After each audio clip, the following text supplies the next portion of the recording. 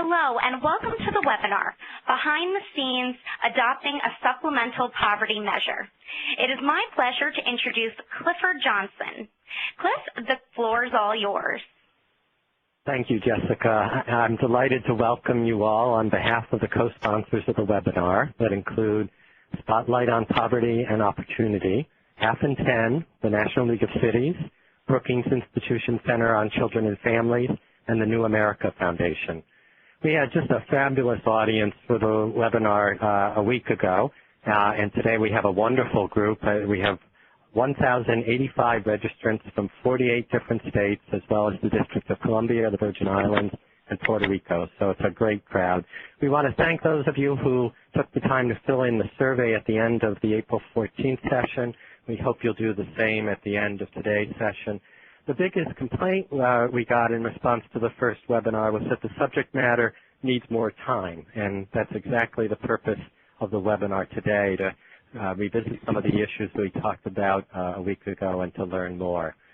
On the April 14th webinar, we focused on getting a better understanding of how the supplemental poverty measure would be different from the current official measure. We also heard how it's been a long road getting to this point and how this new tool will help in lots of ways.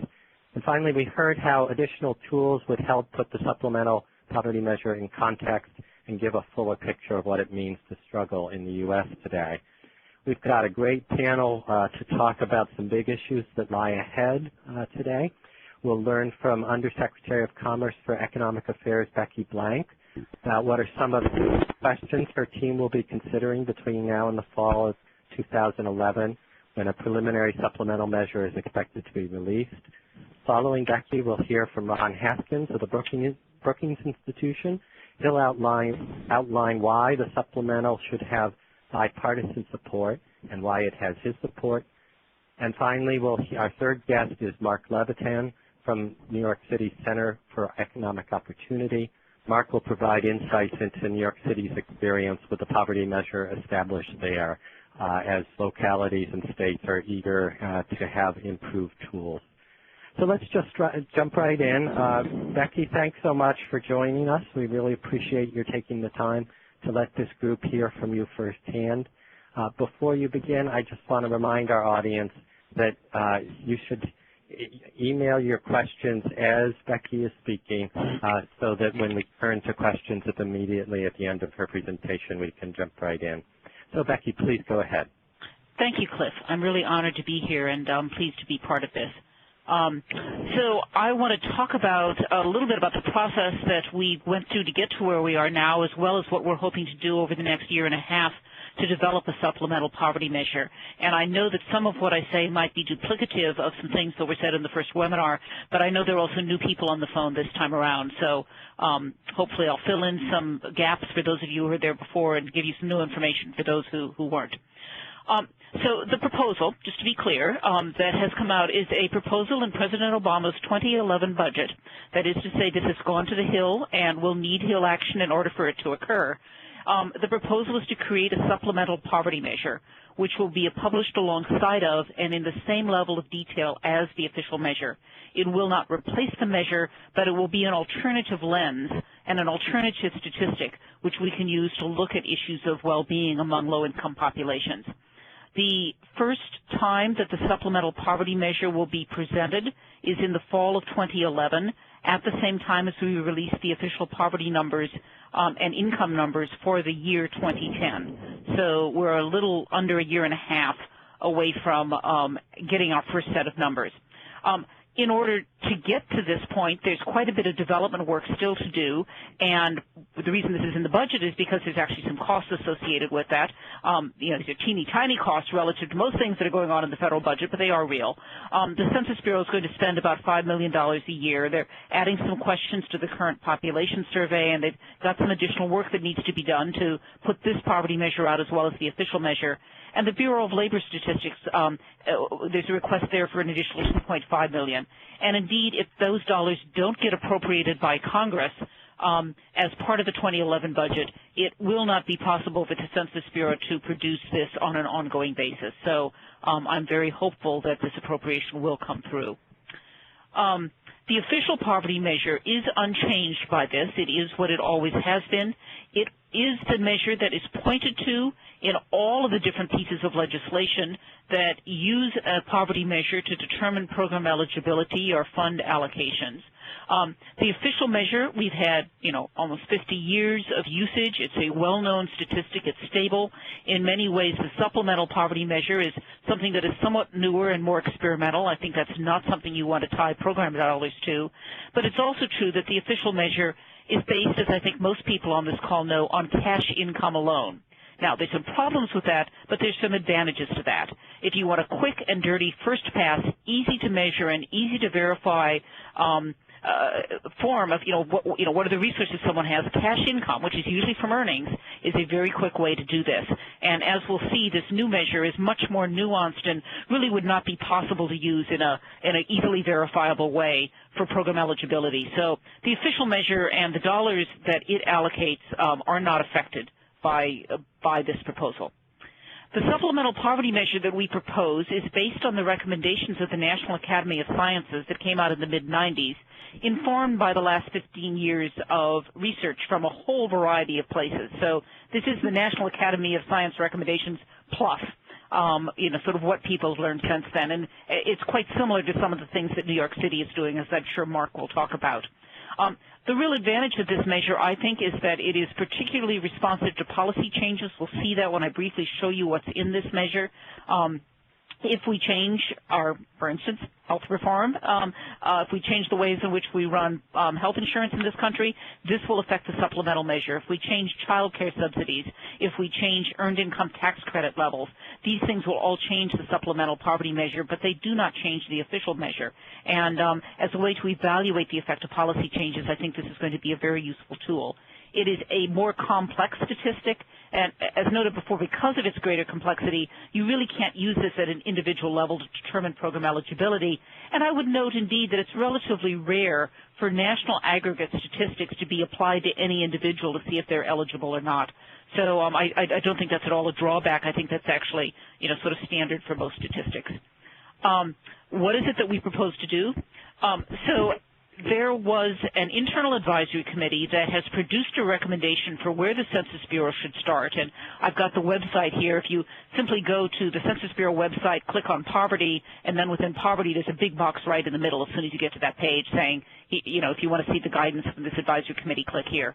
But I want to emphasize that the Census Bureau is given the discretion to create and improve the supplemental poverty measure as a new statistic. And so as new data, as new methodologies become available, the Census Bureau can update this. And, of course, this has been one of the problems with our official measure where it's been stuck in time. And this is one that really is meant to be changed and improved and updated over time. I should also note the Census Bureau is putting out a Federal Register notice in which it's requesting comments on this measure. If there are things people want to tell them, they should look up that Federal Register notice, which I think is not out yet, but should be out in the next week or two. So that's a way to send direct comments in, given, if you have opinions or thoughts about this guidance and how the Census Bureau should follow it. Very quickly, to say what is in this alternative poverty measure, there's two pieces to a poverty measure, a threshold, which establishes a line, and then a resource count. The threshold here looks at the distribution of spending on food, shelter, clothing, and utilities, and it takes the 33rd percentile in that distribution. That's not poverty. It's well above the very bottom of the distribution, but it's not median income either. It's meant to be a relatively conservative line for lower income families. We adjust that for differences in family size. We propose to adjust it for differences in housing status, by which I mean, do you rent, do you own with a mortgage, or do you own without a mortgage? There are a number of low-income families among the elderly and in the South with cheaper housing prices who actually own houses outright, and there's a slightly different proposed line for that group. And then we adjust for differences in regional prices, which has been one of the real controversies about the current line. That threshold, as it comes out, is then compared to individual resources as collected in the current population survey, and the definition here is cash income. That's in the official measure, minus taking account of federal and state taxes. Of course, for some low-income families, that's a plus, not a minus, with the earned income tax credit. Taking account of the value of in-kind benefits that would support food, shelter, clothing, or utilities, and then subtracting off work expenses. That's primarily child care. The next thing on the slide, and I'm not having any success. There we are. Oh, no, I clicked too far. Okay.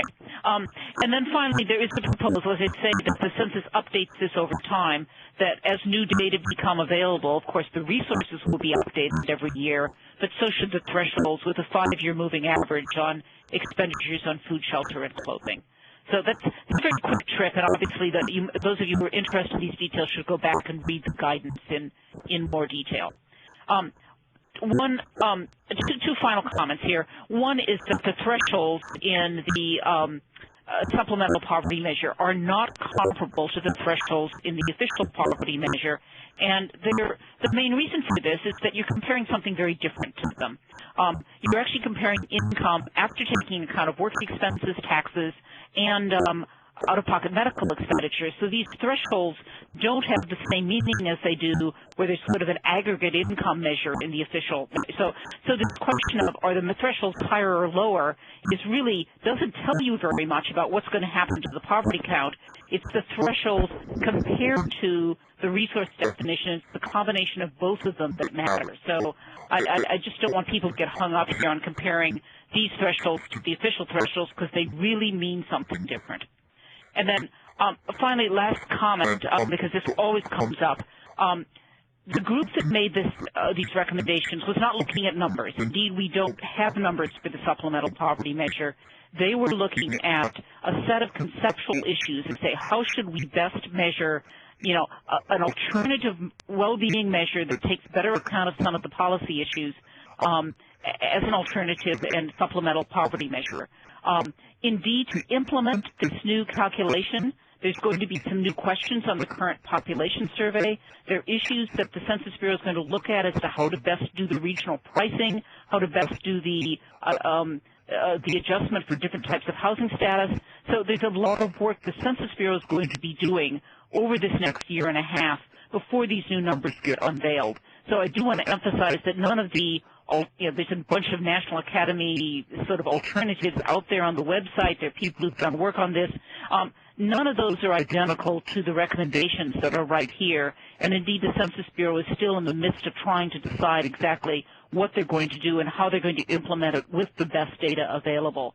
So some of this is a wait and see as to how this measure comes out and how it performs over time. And I'm quite hopeful. I'm very pleased that the administration was willing to move forward on this. I think this alternative lens is going to be very useful, but we're all going to learn over time what this measure is and how it performs and what we can and can't tell from it. So I'll stop there. Thanks so much, Becky. That's a great overview, and I've got questions pouring in, so I've got a challenge ahead of me. I'll try and get to as many of them as I can. Mm-hmm. A couple of them have to do with sort of what I think of as the ability to break down and disaggregate. So one of the questions is about whether it will be possible to look at components of the supplemental measure, that is, how much food stamps reduce need in general, how housing costs either add to the need or not, or are folks, are they likely to be ending up looking just at an overall result of the calculation? So what we want to say is that it's up to the Census Bureau exactly how they present this when it gets released in the fall of 2011. We absolutely would like to see the same amount of detail on the supplemental poverty measure as we have on the official measure. So, the official measure is broken down by race, by ethnicity, by age of the household head, by children, and you want to see the same things here. It is certainly possible with this measure to look at what are the differential effects of adding or not adding in food stamps, of taking account of taxes or not taking account of taxes. Whether the Census Bureau does that in a first round presentation, I think it's just a little uncertain right now. If you think that's something they should do, you should surely send in that comment to them. I could well imagine that a good number of researchers, as soon as this calculation is out and it's clear how it's put together, will do exactly those sorts of analyses. Or the Census Bureau may do some special analysis to give people a better understanding of exactly what's in this measure and how you can understand it. Great. a different take on this sort of question from someone else. The question is, what do you expect in terms of state level, sub-state analyses, or ability to look at state level and county or city level or other sub-state breakouts of the supplemental measure? Yes, so that's a great question. I think it's one of the things that the Census Bureau surely will be thinking about in the years ahead, and I'm not sure how far they're going to get by the fall of 2011. As I suspect many people on this call know, the current population survey, which is the basis for our official poverty numbers and will be the basis for this, is a small enough sample that it's very difficult to go below the state level, and in fact, even for some state data, you want 2 or 3 years of combined data for small states. Our source of data for smaller areas, for counties, for cities, for sub-states, is the American Community Survey. And the American Community Survey does not have inside of it all the variables that are needed to measure the supplemental poverty. I mean, it's just a more complex statistic, and not all of that information is in the American Community Survey. I am quite, so I don't know that in the first year you're going to get an American Community Survey equivalent estimate of the supplemental poverty measure. I think you're going to get a measure that sits alongside the official measure off the current population survey. Whether there will be interest or ability to produce something that is at least approximate using the American Community Survey is something that the Census Bureau is just going to have to look at over time and decide what the cost-benefit calculation is and whether they have enough data to do that. Let me take you to the questions about the uses of the supplemental measure. So one of our listeners notes your comment about not appropriate for individual program eligibility determination and wants to know why not, what's the issue there? Yeah. So if you go back and look at what we're trying to put into this measure, you'd have to know tax payments, you'd have to know, a pretty complete set of benefits, you'd want to know work expenses, you'd want to know what you're paying out of pocket for medical care. That's a lot of information. And program eligibility, you can't have 20-page questionnaires and you can't verify most of this information very easily. So, for program eligibility, you want a few key measures that are easily verifiable and easily collectible and that people know and can present with pay stubs or other things. Cash income meets that. So from some sense, it's just purely an implementation issue here about what's necessary in order to actually be workable as a program eligibility standard. My other comment is a little broader one, which is that we really don't use, things that we use for measuring aggregate national things, whether it's unemployment or poverty or income, are often not the same measures we apply to individuals. So, for instance, we have an official measure of the unemployment rate, which has a particular definition of unemployment in it. That's not at all the definition we use when we ask, are you or are you not eligible for unemployment benefits? And there are a whole variety of reasons for that. So I have no problem saying that this is a useful statistic. It tells us a lot about changes in well-being over time within broader community group, within broader population groups and geographic regions. But it is not necessarily something that you want to think about using to say, are you, Cliff Johnson, actually eligible for this program based on this statistic? And so in the middle of this, is there a conversation about how you avoid confusion between the traditional method and measure and the supplemental measure?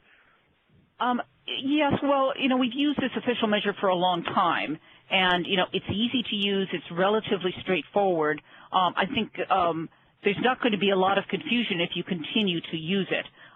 Will there be some conversations about what can you get out of the official measure and what can you get out of the supplemental poverty measure? Yes, and one of the points of the supplemental poverty measure, of course, is to actually generate those conversations and give people, as I say, an alternative lens, a comparative alternative measure of well-being.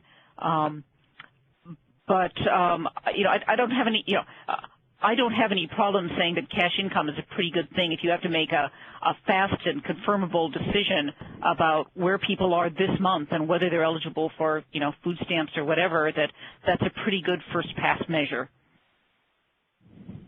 Let me go a little bit more technical here, maybe beyond my knowledge, but perhaps not yours. Hopefully not beyond mine, yeah.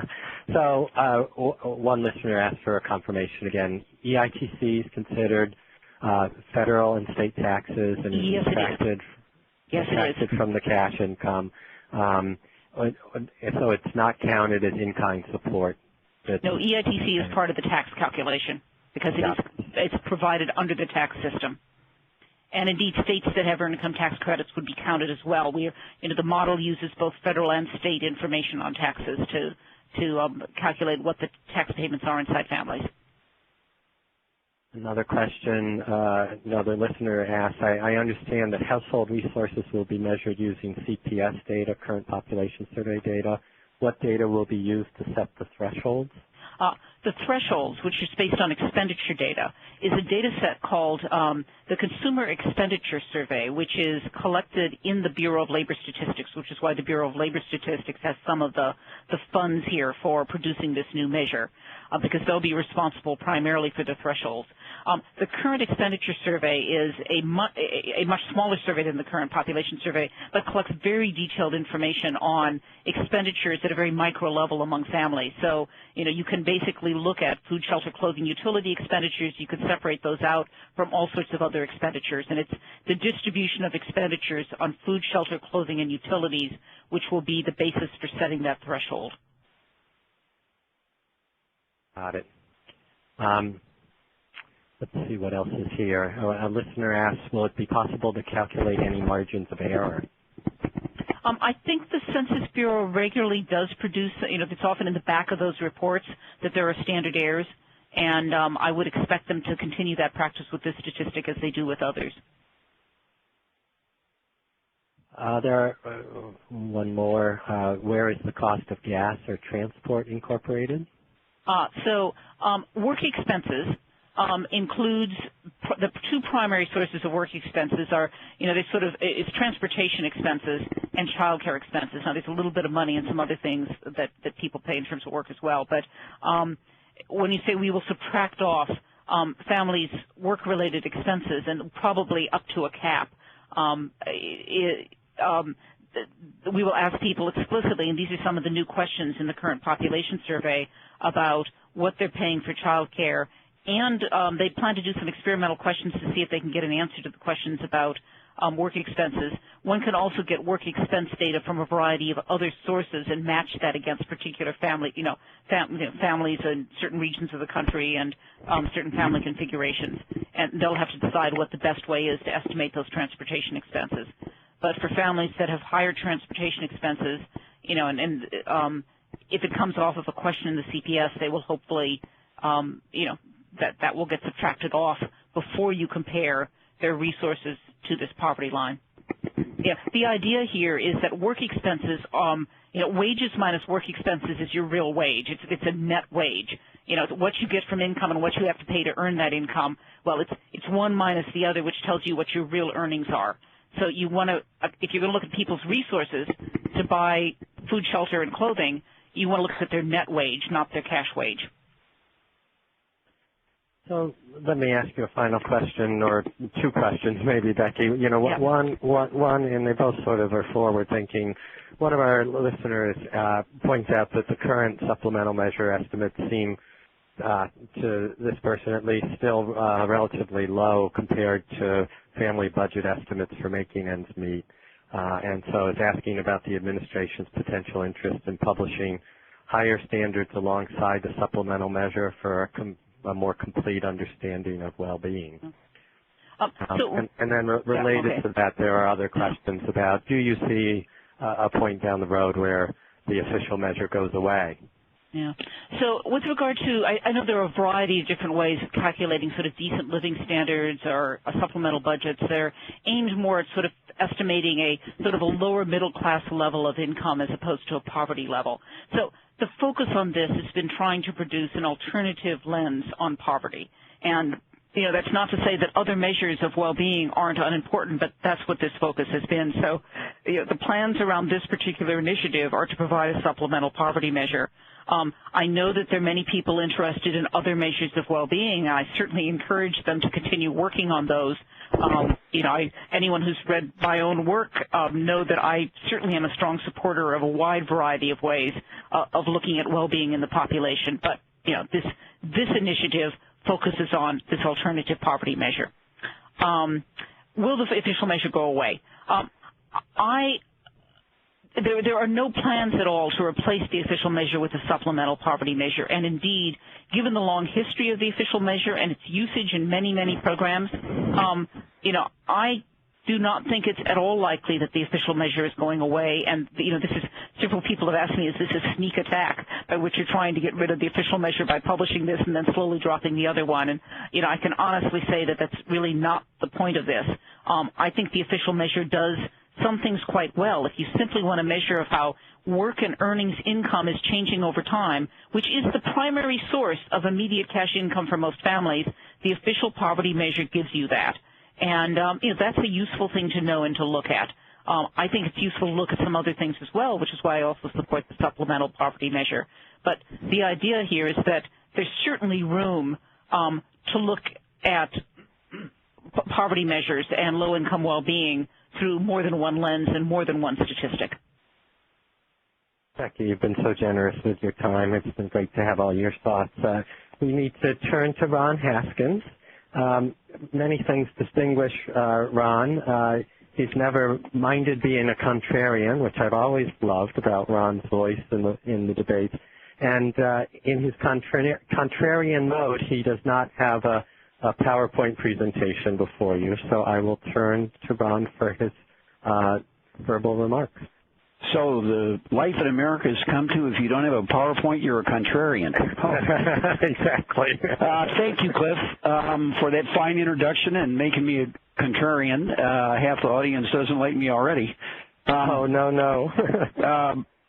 And I'm very glad to do this because I think this is exactly the debate we need to have. I've talked with many people officials at the Census Bureau. They want to have a big national debate. We're going to have an event here at Brookings, and we're going to have all sides speaking here, and there are some grand disagreements. I want to speak about the poverty measure like a Republican would or a conservative would, because there are some real concerns out there. And I think that people on the other side of the debate should understand that these concerns are real.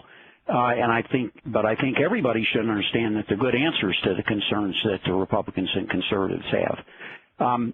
Let's start this way. Generally speaking, this is not always true, but generally speaking, Democrats like to have more government, especially more social programs. And Republicans don't necessarily want to go along. They want to keep government smaller and keep taxes smaller. And so when it comes to a poverty measure, the fear among Republicans, and this is a continuing thing, this is nothing new in the debate in Washington, is that Democrats would like to have the poverty rates be higher so that then this will be a justification for more spending on social programs. As far as I can tell, just fooling around with the numbers, nothing's official yet, as Becky has made very clear, but under this new measure, it is likely that poverty may be somewhat higher. So Republicans are mistrustful of that in some cases. Not all Republicans, but that's an issue that they're concerned about.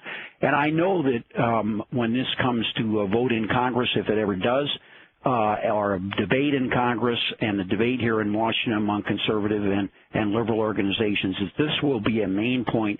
In fact, I read one article that called it a sneak attack on trying to increase the number of people on poverty so that we will spend more money. So that's one concern. And given the level of mistrust in Washington right now on many issues, I think that's going to be an important thing. The second thing is that, as many conservatives already argued, not just now, but in fact in response to the 1995 report, that the new measure has an element of socialism in it. Now, socialism is a dramatic word, but there is a grain of truth in this. And that is that under the old measure, we figured out a poverty level. It's a long story about how we did that. But then we changed it by inflation. So it's an absolute measure. It doesn't change in accord with what happens to income and expenditures in the rest of the country. But this new measure does, because it is based on expenditures on food, clothing, shelter, utilities, with some consideration for work expenses and out-of-pocket medical care. And then at the 33% level, the 33rd percentile, that is where the line is drawn. So it will be very difficult in a relative measure like this. It'll be more difficult to make progress against poverty than it was in the old measure. So that's a second thing that a lot of people are concerned about, that they think that poverty is some, really down and out, really struggling, not enough resources and so forth. And I'm sure that there will be questions about the 33rd percentile. Isn't that going to mean that a third of Americans are always poor, no matter what we do with policy and so forth? So there'll be a whole bunch of concerns along those lines. I think the response to that, and by the way, I was very sensitive to both these arguments. I'm still sensitive to the first argument. With regard to the second argument, the alternative, I think, is worse. If you have an absolute poverty standard, then the idea of poverty, the line for where we consider people below that line to be poor, that line continues to fall relative to the rest of the population. So, for example, if we compare the poverty line to per capita income in the United States, just before we adopted the poverty measure in the mid-1960s. In 1960, the per capita income was 1.28 times the poverty threshold, so well above the poverty threshold. Today, it would be about half the poverty threshold. So there really has been a very substantial change, despite that we haven't made much progress against poverty.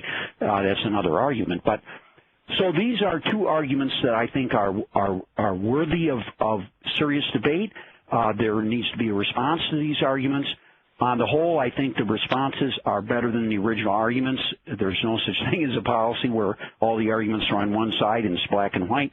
But these two issues that bring gray into the debate, I think, would be, at least in my way of thinking, are best resolved on the side of having a new measure that reflects much more accurately not only the status of low-income families, but to my mind, the most important advantage is at last we have a measure that reflects government efforts to help people, and that will be reflected in the measure. And the response, a very important question from the audience was, would we be able to look at things like food stamps, CITC, and so forth, and decide analytically how much they contribute to reducing poverty or increasing poverty?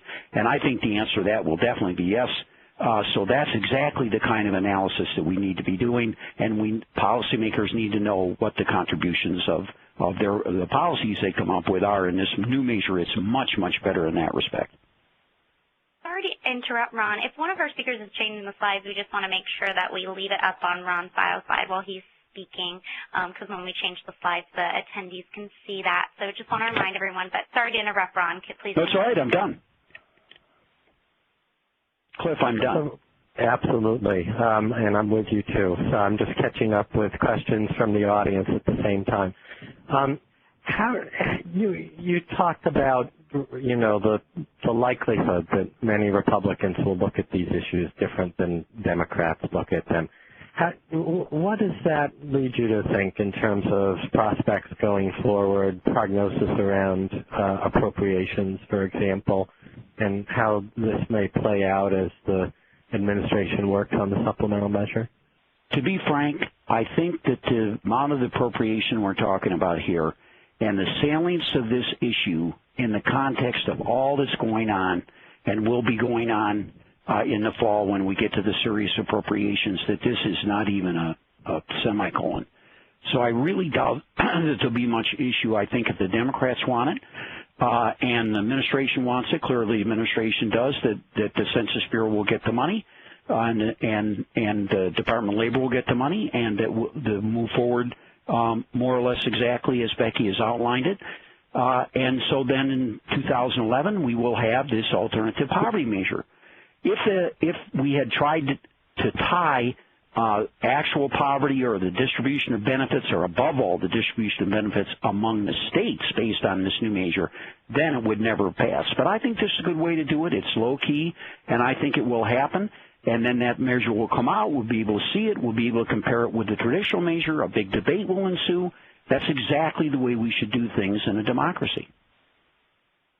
And when you think about the criticisms that have come out already about the supplemental poverty measure effort, I gather that Heritage has had some thoughts about this, the Heritage Foundation, Glenn Beck has been talking about this.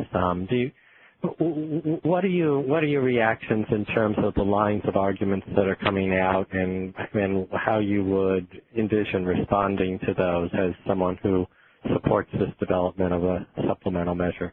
Well, I read this transcript. I don't watch the Beck show, but I did read the transcript, and it was analysis by outburst and assertion. It was quite silly, really. It indicated above all that Glenn Beck doesn't have the slightest idea about the current poverty measure or a new poverty measure. I think he was trying to get at the socialist part of this that I tried to outline in a low-key way, and I do think that's a real consideration, but the way he did it was not a consideration. Plus, he threw in that he was going to be poor because now there's going to be geographical adjustment of some sort, and he's going to be poor in his neighborhood because he lives with the millionaires, evidently. And so that's going to make him poor, which is, that's just misinformation. So that's what really concerns me is that's not true of Heritage.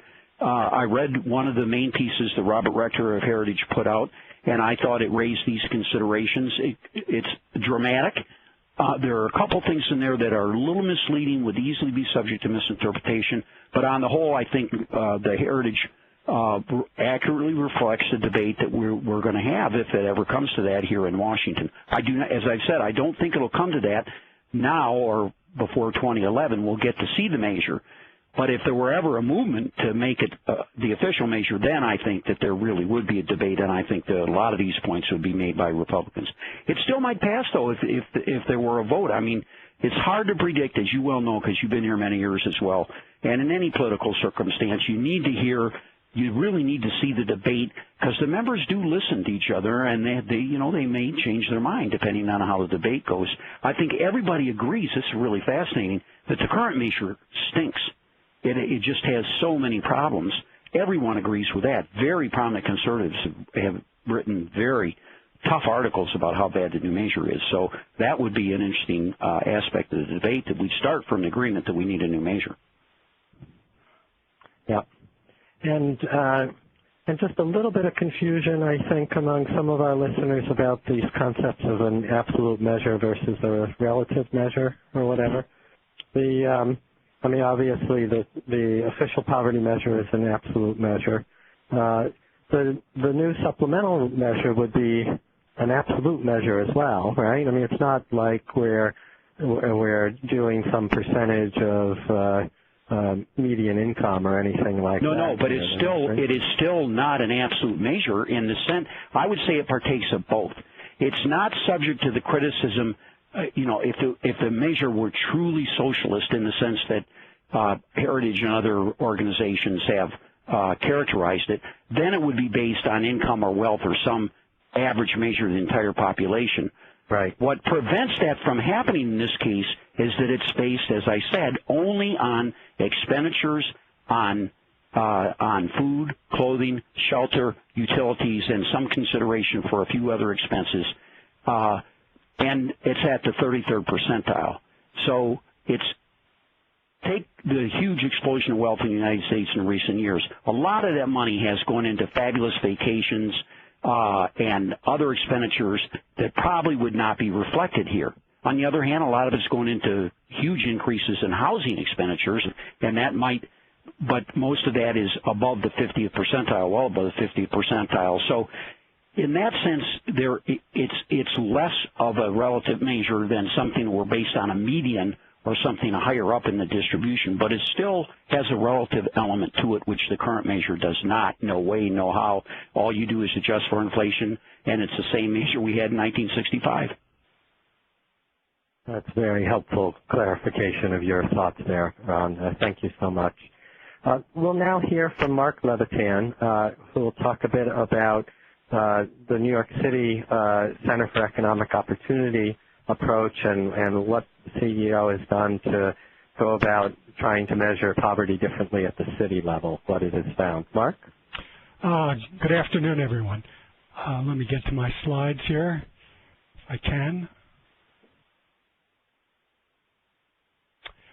The New York City Center for Economic Opportunity was established by Mayor Michael Bloomberg in 2006. It now oversees about 40 innovative anti-poverty programs in the city, along with launching and evaluating new programs. CEO was given the task of creating a poverty measure that is useful for policymaking. The direction we took was to adapt the National Academy of Sciences recommendations, and there are fundamentally two reasons why we moved in that direction. One was that if you're interested in seeing the effects of policy and understanding how changes in policy would affect changes in poverty, you want a poverty measure that captures tax credits and in-kind benefits. You want a much more inclusive measure of family resources. The other thing that we also felt very strongly about was the issue of adequacy. Are the resources enough?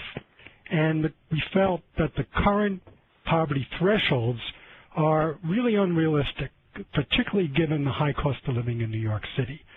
So the National Academy of Sciences gave us an intellectually coherent way of meeting both those needs, a more inclusive definition of resources and a more realistic measure of income adequacy. Our work was to employ the American Community Survey.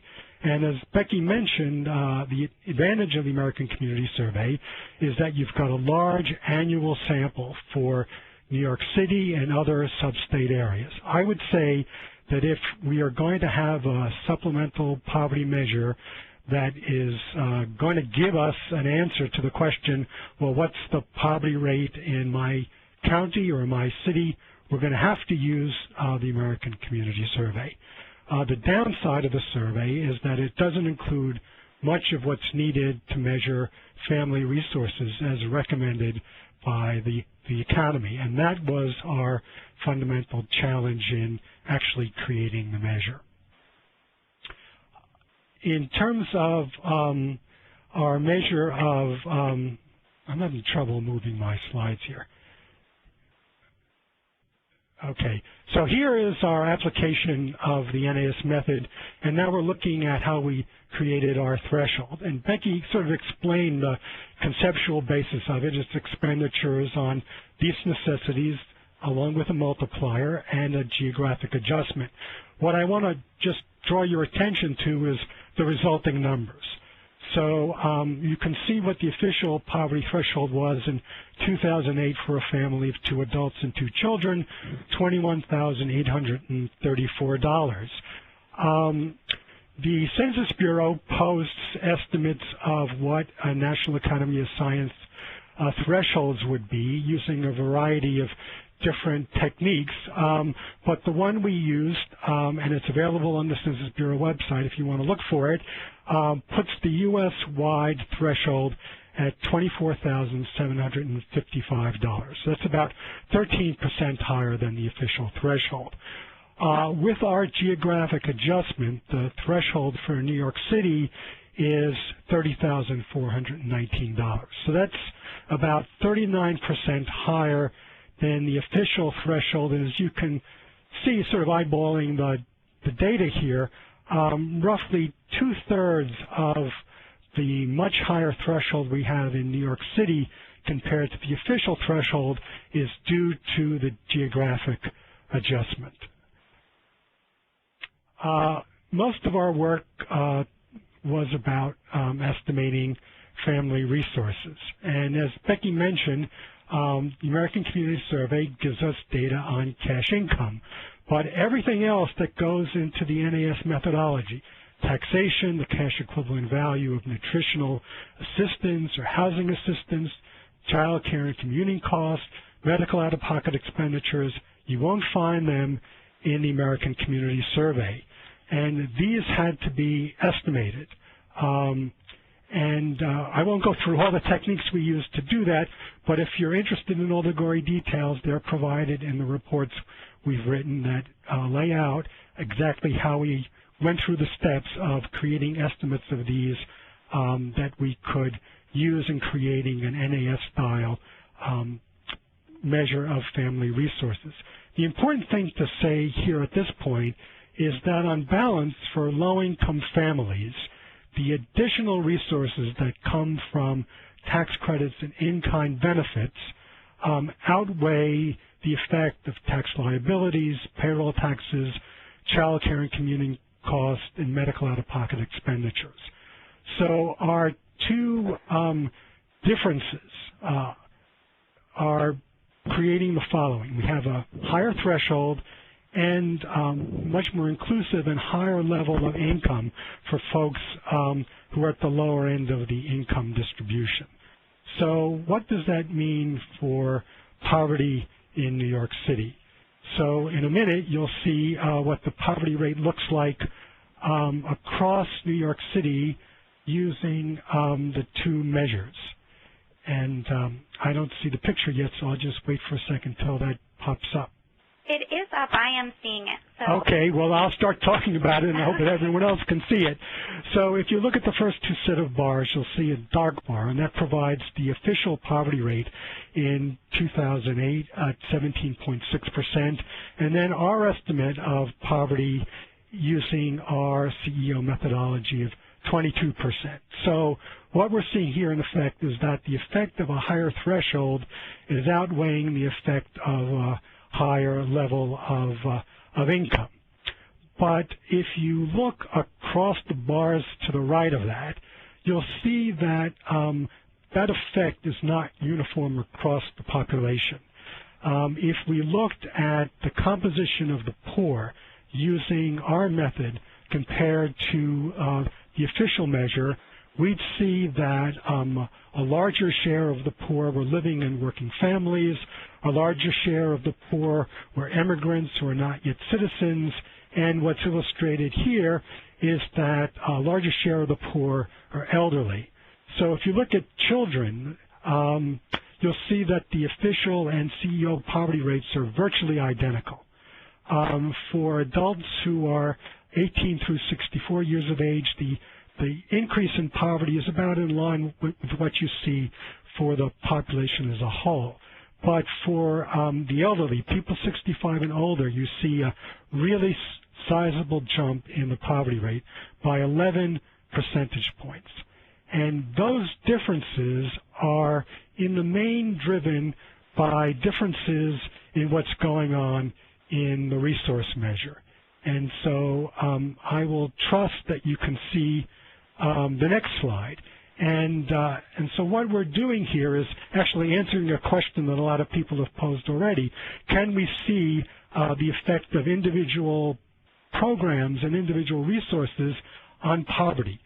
So if you look at the column that's labeled all, we're seeing the effect on the poverty rate of each of these additional resources. So you see that net taxation reduces poverty in New York City by 1.4 percentage points.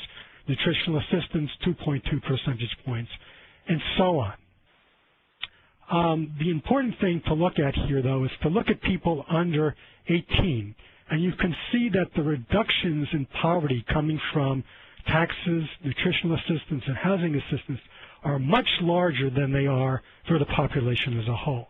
And that makes sense because families with children have been the focus of so much of policy making in the last 20 years. By contrast, look at what's happening for the elderly. The reductions in poverty that come from things that should reduce poverty are relatively modest, especially compared to children. But what's really going on here is what's happening on the medical expenses. So medical expenses are increasing the senior poverty rate by 6.5 percentage points. We know that older people have greater medical needs and that they pay more out of pocket to meet those needs, and this measure is picking up that fact.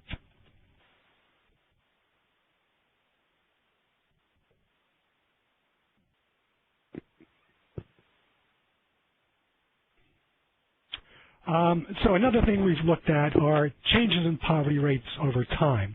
And we only have 4 years of American Community Survey data, so this is a very limited time series. But what you can see here is that from 2005 to 2008, the official poverty measure in New York City declined by 1.4 percentage points. At the same time, the CEO poverty rate increased by 1.5 percentage points. And we can understand the differences in those changes by, again, comparing what's happening on the threshold side against what's happening on the resource side. And so if you look at this table, you'll see that from 05 to 08, there's a very big jump in our threshold. It goes up by almost 25%. Well, let's look at what happens to our measure of income. So looking at the 20th percentile, so looking at people who were close to the poverty threshold, income was actually growing pretty rapidly over that period of time. It went up by 21%, but not quite as quickly as the rise in the threshold. So if the threshold is rising greater than income is rising, you're going to get an increase in the poverty rate, and that's exactly what happened. Looking at what was going on for the official measure, you'll see that the increase in the official measure was much more modest than the increase for the CEO measure. It only went up by 10%.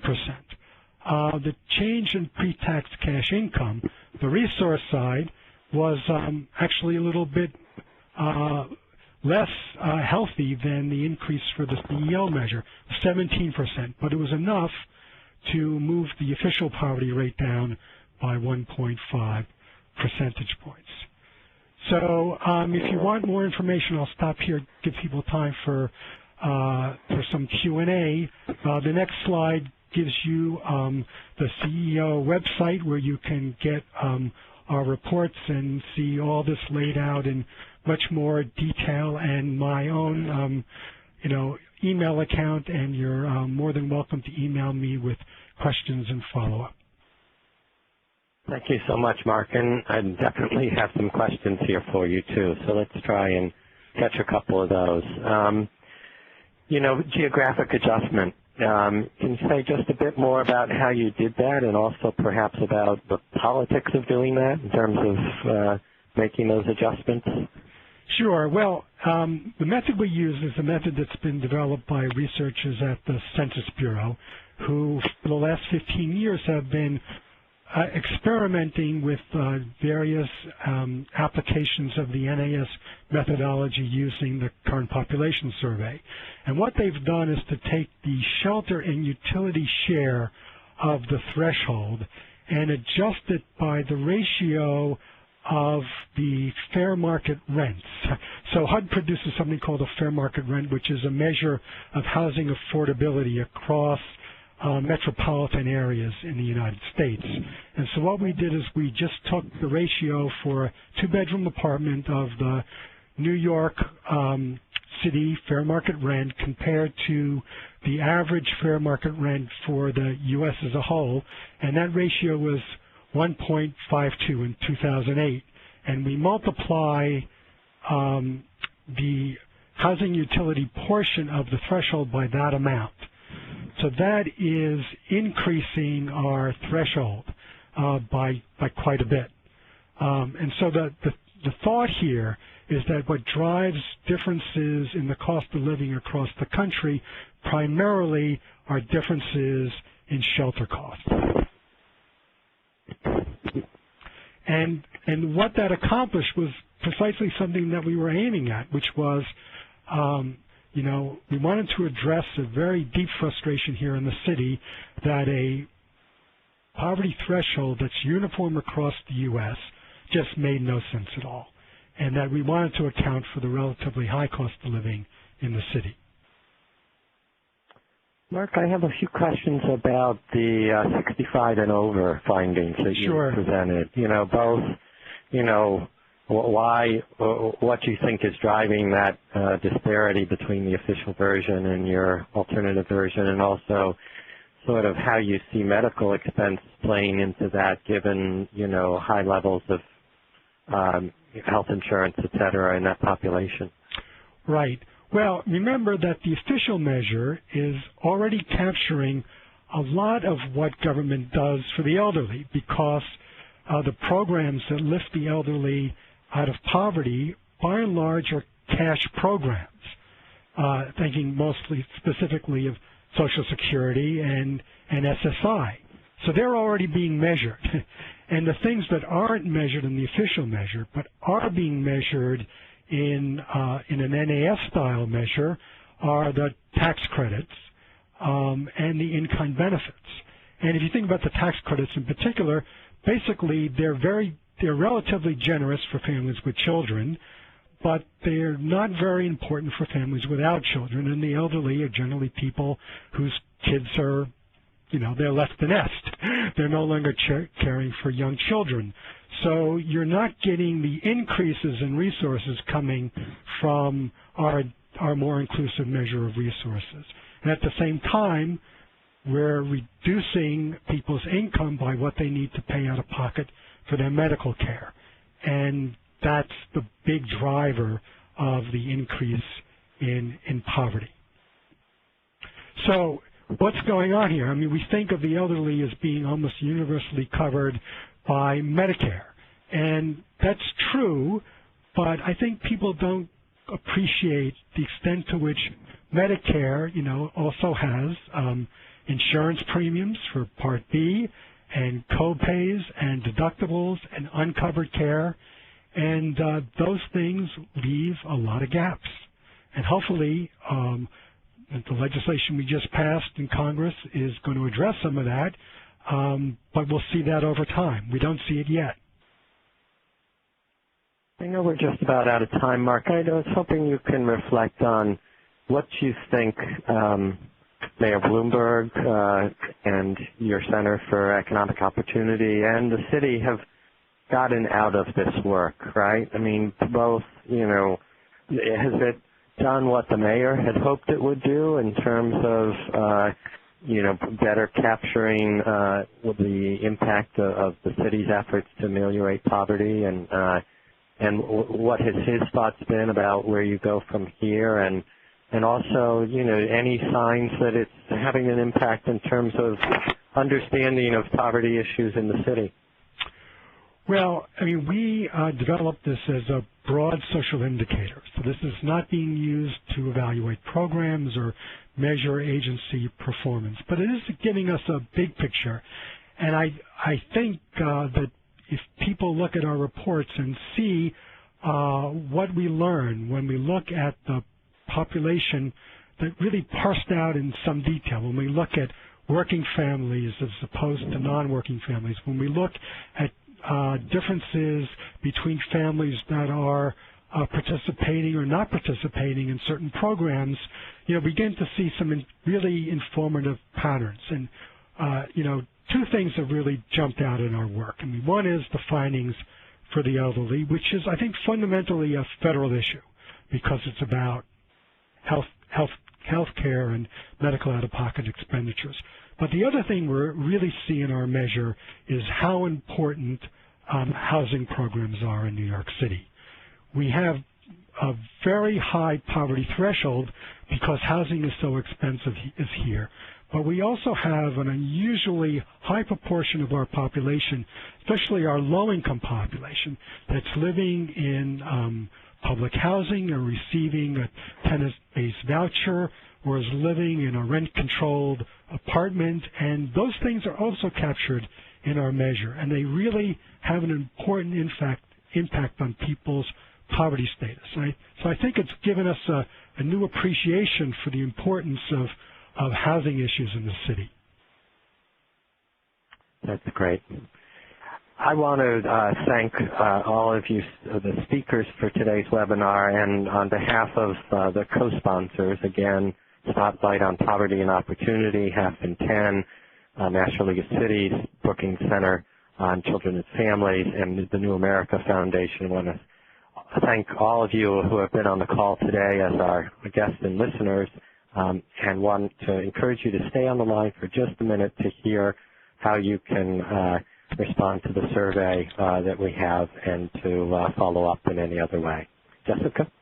Thank you so much, Cliff. And right now you guys should see a couple emails up on your screen. If you guys did not get your questions answered, we do apologize, but here's a couple contacts that you could reach out to if you'd like to try and get your question answered. Now I'm going to go ahead and bring up a survey. If everyone would take the time to fill that out, give us your opinion on this webinar and future webinars, we would really appreciate that. And on behalf of Peach New Media, I'd just like to thank all of our speakers for sharing their expertise, and thanks also to our participants for joining us and for your interesting questions. This does conclude today's webinar. To end this call, simply hang up.